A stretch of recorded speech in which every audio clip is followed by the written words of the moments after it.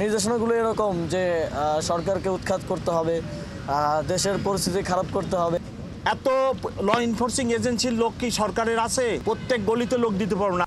সরকার উৎখাত করতে হবে এবং দেশের পরিস্থিতি খারাপ করতে হবে। বিদেশে বসে শেখ হাসিনার এমন নির্দেশনার কারণেই ছিনতাই ডাকাতির মতো ঘটনা ঘটছে বলে মন্তব্য করেছেন যুব ও ক্রীড়া বিষয়ক উপদেষ্টা আসিফ মাহমুদ সজীব ভুঁইয়া। ছিনতাই ও ডাকাতির মতো ঘটনা বেড়ে যাওয়ায় সারারাত ঢাকা শহরে ৬৫টি নিরাপত্তা চৌকি বসিয়ে নিরাপত্তা নিশ্চিত করার চেষ্টা করছে ডিএমপি। এই ধরনের ঘটনায় জনসাধারণের সহযোগিতাও চান ডিএমপি কমিশনার। শুধু সড়কে চৌকি নয়, রাজধানীর অলিগলিতেও চলবে টহল। সুমন মাহমুদের প্রতিবেদন। কালার এক্সপার্ট, জর্জ স্যাপ এবং মাইল্ড অন হ্যান্ডস টেকনোলজি সমৃদ্ধ অরিক্স ক্রিস্টাল ওয়াশ আপনার লন্ড্রি এক্সপার্ট। নিরাপত্তা চৌকি বসিয়ে চলছে তল্লাশি। প্রতিটি প্রাইভেট কার ও মোটরসাইকেল আরোহীদের ব্যাগ খুলে তল্লাশি করা হচ্ছে। তল্লাশিতে অংশ নিচ্ছেন সেনাবাহিনী, পুলিশ, বিজিবি, র্যাবের সদস্যরা। রাত 12:30টার দিকে তল্লাশির কার্যক্রম পরিদর্শনে আসেন যুব ও ক্রীড়া বিষয়ক উপদেষ্টা আসিফ মাহমুদ সজীব ভুঁইয়া। পলাতক রাজনৈতিক দলের নেতাদের নির্দেশনায় দেশে এমন ছিনতাই এবং অস্থির পরিবেশ তৈরি হয়েছে বলে মন্তব্য করেন তিনি।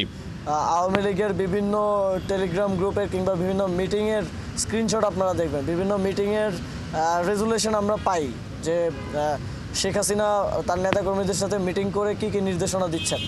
যদিও অধিকাংশই দেশের বাইরে, তারপরেও নির্দেশনাগুলো এরকম যে সরকারকে উৎখাত করতে হবে, দেশের পরিস্থিতি খারাপ করতে হবে, মানুষকে বোঝাতে হবে যে শেখ হাসিনাই ভালো ছিল। চিহ্নিত সন্ত্রাসীদের আটক করতে পারলে দেশের আইন শৃঙ্খলা পরিস্থিতি স্বাভাবিক হয়ে আসবে, কমবে ছিনতাই ও ডাকাতির মতো ঘটনা। নিরাপত্তা চৌকি পরিদর্শন শেষে এমন কথা জানান ডিএমপি কমিশনার। একটা চানমিয়া হাউজিং অথবা ঢাকা উদ্যানের উদাহরণ ধরেন, কি পরিমাণ গলি ঢাকা উদ্যানেই আছে। এত ল এনফোর্সিং এজেন্সির লোক কি সরকারের আছে?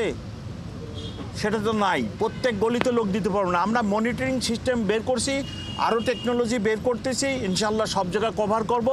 আমরা চিহ্নিত সন্ত্রাসীদের যদি আটকাতে পারি তাহলে দেখবেন যে এই ঘটনা কমে গেছে। রাজধানীর বিভিন্ন পয়েন্টে প্রায় ৬৫টি নিরাপত্তা চৌকি বসিয়েছে আইন শৃঙ্খলা বাহিনী। ধানমন্ডি ৭ মসজিদ রোডের আবাহনী মাঠের সামনে চেকপোস্ট বসাতে দেখা যায় নিরাপত্তা বাহিনীকে। পুলিশ বলছে প্রধান সড়কে তল্লাশি চৌকির পাশাপাশি অলিগলিতেও চলবে টহল ও তল্লাশি কার্যক্রম। প্রত্যেকটি থানা এলাকায় আমাদের মোবাইল টিম সচল রয়েছে। এটা সারা রাত থাকবে, 24 আওয়ার্স থাকতেছে আমাদের। তো পাশাপাশি আরেকটা জিনিস হচ্ছে যে আমাদের হুন্ডা মোবাইলগুলো ইফেক্টিভলি কাজ করছে।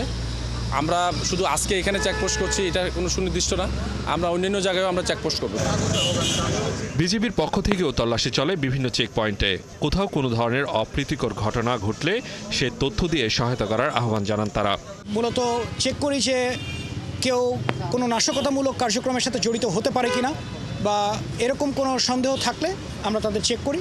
যদি কোনো কিছু পাই তা আমরা তাদের উপর ব্যবস্থা নিই। দেশের নিরাপত্তা যেই বিঘ্নিত করার চেষ্টা করবে তার বিরুদ্ধে আইন শৃঙ্খলা বাহিনী ব্যবস্থা নেবে বলেও জানান তারা।